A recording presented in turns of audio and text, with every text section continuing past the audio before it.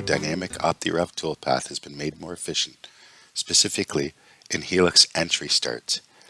In the past, we've seen helical entries that start above an area, however they seem to be very conservative distance between the helix start and the geometry to be machined. That has been changed in 2024. In the toolpath on the screen, in toolpath 6, we can see the entry starts of the toolpath. If I go to this section, and it starts well above the geometry. In toolpath 7, we've copied down the toolpath and recalculated in Mastercam 2024. The helix entry has been made more efficient. As you can see, it starts way closer to the surface and much more efficient.